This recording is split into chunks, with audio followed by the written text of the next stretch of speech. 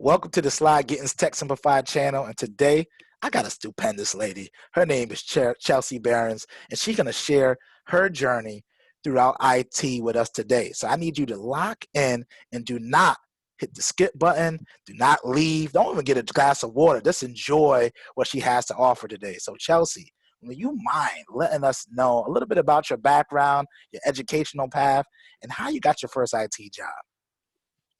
You got it, Sly. So I got into IT the very long way. And I wouldn't even call it IT, I would call it tech. I started my career in film. So my first job out of college was working at Marvel Comics in LA. So I was there very early in the 2000s, right before 9/11, actually, when the first Spider-Man movie came out. And so that was when Marvel was really taking off, right? And I got to see the upper echelon of the film business. And I was looking around, and honestly, I didn't see very many women that I could aspire to be like. And so I ended up leaving LA and coming up to Seattle, and eventually found my way into, of all things, accounting, which sounds super boring. But it taught me a lot about details and how to translate things to people who aren't around accounting all the time. So from there, so I was in accounting for, gosh, almost 6 years. And then I found out about the software that we were looking at in accounting called Concur. And it took me a few years to even think that I could be in tech. I had not equated myself from moving from finance into a tech role. And I hired a coach actually who helped me brainstorm, what could I do? What did I want to do? And from there, I had this epiphany, this brainstorm that I could go into tech, and I ended up applying at Concur and going into implementation there. And now I'm in pre-sales, so a solutions consultant there at Concur. So very different from where I started in film as the personal assistant to the head of Marvel, through accounting all the way to solutions consulting at Concur. That is amazing. That's a fantastic story, especially, man. I'm a big nerd when it comes to Marvel, so you had my interest peaking right there. One thing I thought was really cool that you mentioned and you kind of glossed over is that you got a coach. What even made you think to get a coach? Yeah. Because I think a lot of times most people don't even think about using a coach in that sense. We look at it in sports teams, we see they all have a coach. But what made you get a coach? Oh, so this is another great story. So when I was in accounting, I was talking to a friend of mine that had left the company that I was at, and she'd gone to Amazon. So I was at an architecture firm. She went to Amazon. We were having lunch, and she said, "Well, why don't you hire a coach?" And I said, "But I'm not an executive, What am I going to use a coach for?" And she said, "No, a lot of people do it. You ought to check it out." So I went on to Yelp, and I was like, "All right, who's the best coach?" And this one popped up. Her name is Catherine Saxer. She's still a wonderful coach, career coach here in the Seattle area. And I met with her in person. And Sly, I'll tell you what, I've worked with coaches a lot throughout my career since then, and I became one. So I'm also a certified coach. So that's how I found out about coaching.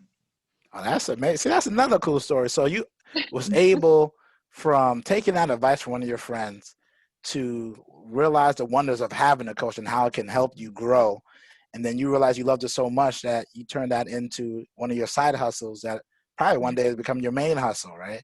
Yeah. Can you share a little bit more about, because I know you have a business where you do the Yeah. career coaching. Like, how Yeah. could you help my listeners? Because this might be something that they want to use. Well, you actually got me curious that maybe I might have to have another conversation after this thing is done. So can you Yeah. share a little bit more about your company there and what you do there? Yeah, definitely. So my company is called Rise to the Occasion, Mm-hmm. and I started it to uplift others, and it's really focused on personal development. So boosting up your confidence, your own inner skill set to be alive in who you are, right? And so the coaching piece is interesting because I started coaching last year, And then Concur was purchased by SAP a few years ago. So SAP actually has internal coaches. So Wow, they sponsored my certification. So SAP paid for my certification, and now I coach employees at SAP all over the world. And then I also have external clients when I want. that's amazing. Yeah. That's pretty cool. Shout out to SAP, man. That's a boss move y'all did internally, because I can't imagine how that helps encourage the employees for them to be their best self every day, right? Mm-hmm. And just giving back to your employees, right? So that's pretty cool. Shout out to SAP on that. Yeah. Question for you. So you accumulated a lot of experience, and very different experience. So how has your production, your film experience help you in your technology field? Because you wouldn't think those two things go hand in hand, but has that helped you? There has been a trend or a weave through all of this, and it has been that I can take complex materials and translate it. So, for example, when I was in film, I was working for somebody who's quite demanding, right? And artistic, and big ideas, talking about Marvel characters all the time, like really getting into who that character was. And my role with him was to make sure that he got where he needed to be and that he talked to the right people. When people called, it was all filtered through me. And so that was like just taking a huge amount of information and filtering it down, right, into what matters. And that is what I've done throughout my entire career. With the pre-sales role, solutions consulting, I have so much knowledge in my head about tech, and I need to get to what is the true value for the prospect on the other side, right? And really nail that. Otherwise, I'm just talking with no focus.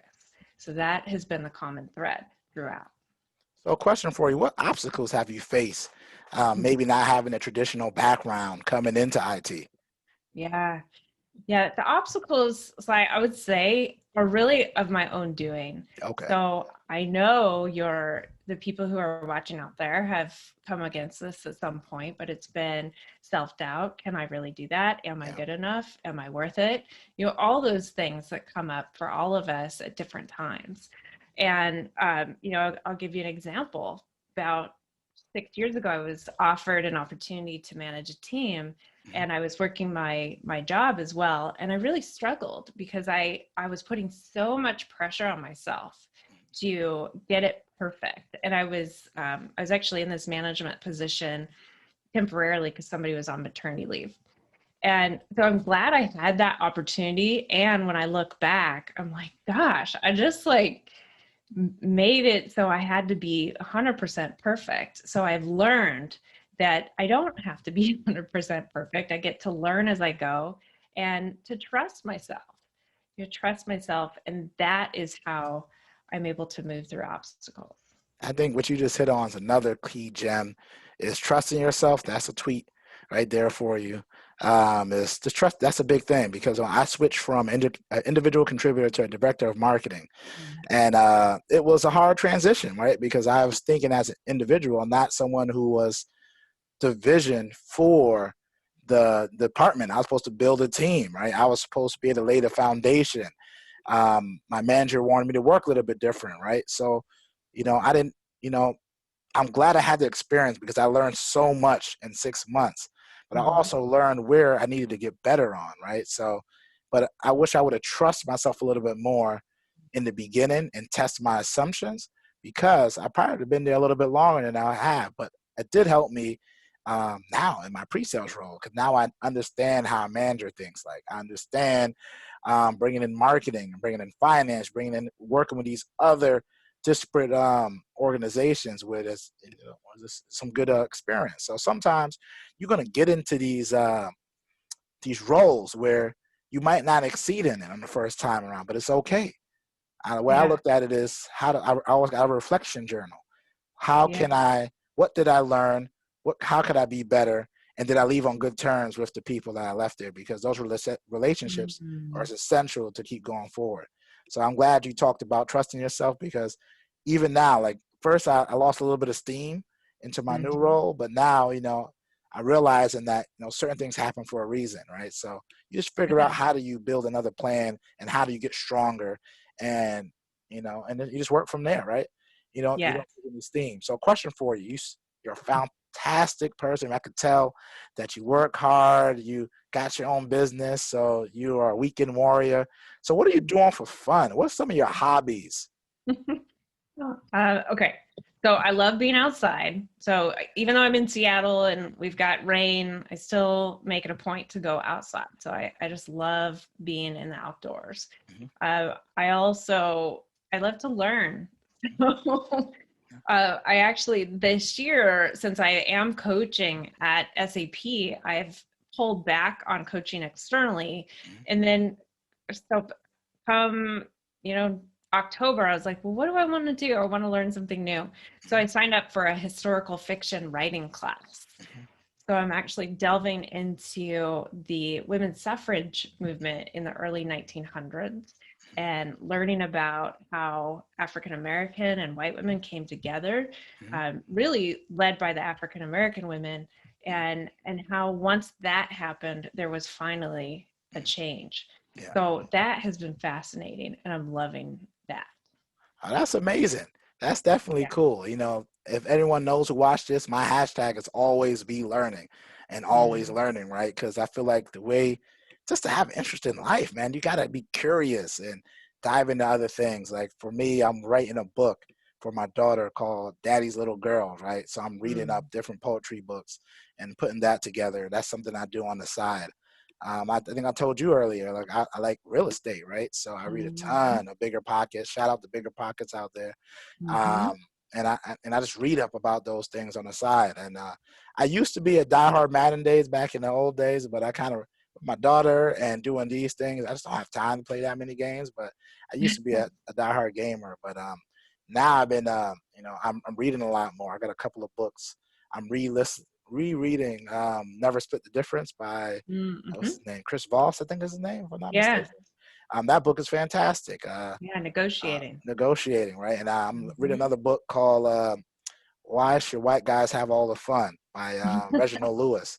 And it's about a black entrepreneur who did acquisitions, and he became a billionaire before he passed away.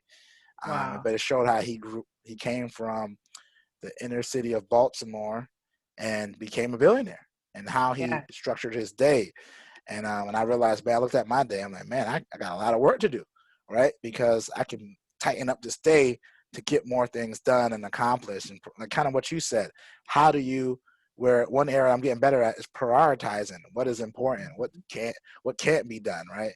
So like, right in front of me right now is my whiteboard, and I try to each day put up the top 3 things I need to accomplish. Yep, me too. I got mine right here. Yeah, so so that's kind of why I keep looking at it. That's why I changed my desk to face the board, and then every day I need to win the 3 most important things I have to do, even though they're harder. I could do the other 10 little things, but if I get these 3 things done today, today I won the day, right? So that's what I'm trying to do each day. Just getting Love it. On that. So that kind of goes into my next question: is can you share some of your favorite books? They don't have to be nonfiction or self-help. Just some cool books you like. Yeah. So a couple that have changed my life is You Are a Badass by Jen Sincero. Have you heard of that one? I definitely heard of that one. Haven't read it yet, but I will put it on my list to read.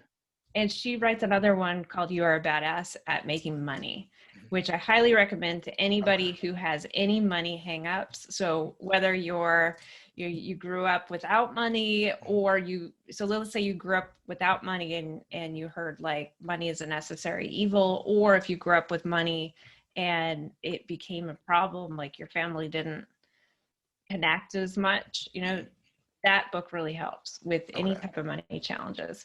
And then Miracle Morning by Hal Elrod, in putting in a structure in place in your morning to start your day to set you up for success. Those are 2 that have changed my life. Okay. Sorry if I peeked down. Let's Google both of those. Okay. I'm going to get that You're a Badass and send it over. and read that Yeah. up, and my wife and I, and let's get that going. All right, that's pretty cool. That's solid. So let's wrap this up. But the Okay. main thing that I want everyone to know is how can they get in contact with you? What's the top mediums that you leverage, and Yep. where can they find you after this? Okay, great. So let's see, my website is risetotheoccasion.com, and I'm on LinkedIn, Chelsea Behrens. I'm on Facebook at Seattle Rise. It's also under Rise to the Occasion, and Instagram at Chelsea Seattle. All right, sweet. And I'll get Yeah. all of those from Chelsea, put them down into the show notes. So without any further ado, Sly Gittens and Chelsea are out. Peace.